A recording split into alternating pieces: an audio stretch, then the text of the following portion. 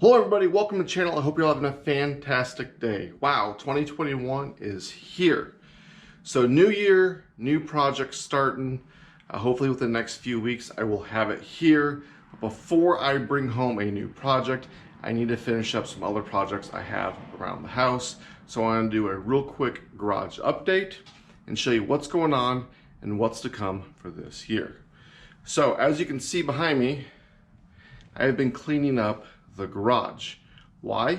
Well, I gotta be able to get two vehicles in here. And no, the John Deere behind me is not the new project. That has stopped by for a brake job real quick, but we'll get to that in a minute. So we have got the workbench cleared off and the welding table over here set up. As you can see, we have the brake pads for the John Deere. One thing I haven't shown on the channel is my WeldPro TIG 200 welder. It's the yellow welder behind me next to the blue miller.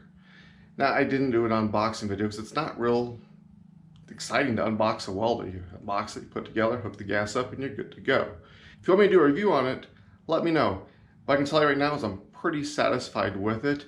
I've only run it on 220. I have never run it on the 110, even though it's capable of both. Just like my Miller 211 MIG welder that I run flux core. If you notice below, I did get a nice little plasma cutter for Christmas. No, it's not a high-end one. It's one of the cheaper ones from Amazon, but there's a few features on it I like. One of them is it's not a high frequency start. It's actually a low frequency start.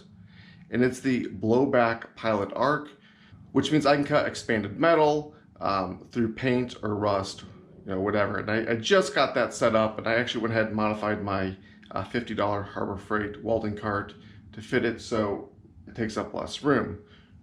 Let's talk about that. If you notice behind me, the little blue parts quad, that is gone. I've gone ahead and put the red quad away also.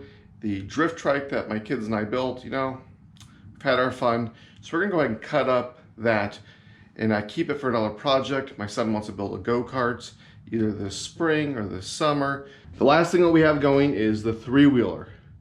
No, I'm not throwing it away. It's just keeps stumping me, and we have a family member who wants it. It's been in the family for nearly 39 years. It'll actually be 39 years here in a few months. It was bought new by my father-in-law, so this will be going to a family member who is... So let's talk about the Pioneer. No, that's not going anywhere. We're gonna keep that because, well, I love the Pioneer and it's almost perfect. We have a couple more projects to do in the next week or two so I can get this one complete and start on a new project. So what do we have to do to the Pioneer, you ask? Well, first of all, it's got the front tires rubbing still. So we're gonna address that issue. And then all the damage the front tires did rubbing on the bulkhead, we're gonna replace that. And if you look right here in this plastic bag, this is the new bulkhead. Believe it or not, it wasn't that expensive. I think it was 80 some odd dollars shipped to my door, and it got here in like 3 days, which is pretty cool. That was from Rocky Mountain ATV. Once I get this piece replaced, the Pioneer won't have any more battle scars from the tires. We'll get those moved out, this in, and we'll move on to the next project. So now back to the John Deere. It's in here for a brake job. Let's go ahead and get these brakes done. Shouldn't be too big of a deal. We're just gonna pad slap it. But there is one little trick I found I had to do to get these on. So let's get started. All right, let's get started. This will be a real quick brake job. First of all, if you guys missed all the previous videos on this thing, I know there wasn't a lot. This John Deere is hub-centric, not lug-centric. For those of you who don't know what that means, let me show you. So hub-centric means this hub, this ring right here, goes on right here. And that's what holds the weight of the vehicle. This lip of this rim sits on this ring. Another way to be able to tell is your lug nut. So it's not acorn shaped, it's flat. The studs are a little smaller on here. When the lug nuts go on, you're just clamping the rim right here to the spindle. And the weight of the machine is sitting here on the hub. Therefore, it's called hub-centric. Now, if this was like the Pioneer being lug-centric and many other side-by-sides and vehicles, they'd have a taper on the end.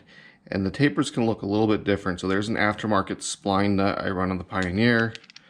Here's another nut I run on the Pioneer with the spacers. So it's a little bit more round on this one. So these are hub-centric.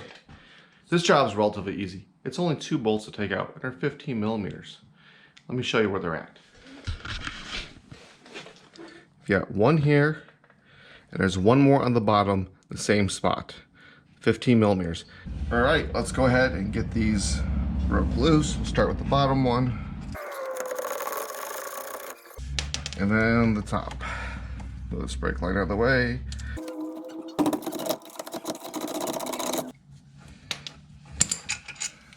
And as you can see on here, the leftover thread locker.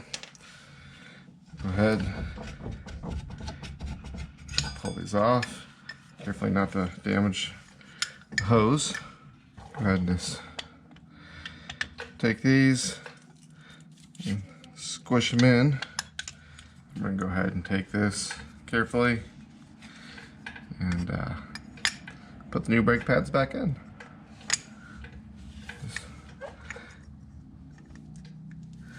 A little tight. So 1 and 2. Go ahead, get this back on here. Okay, lined up. Get our top bolt started. Put a little thread locker on there. We will tighten everything up.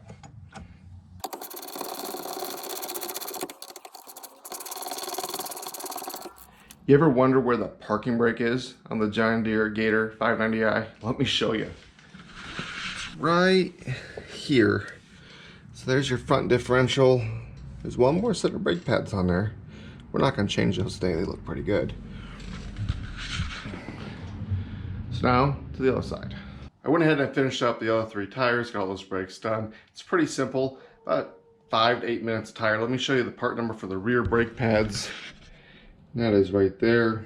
So now this thing is set. The owner bought it used. We've done brakes, front differential, the rear transmission's fluid.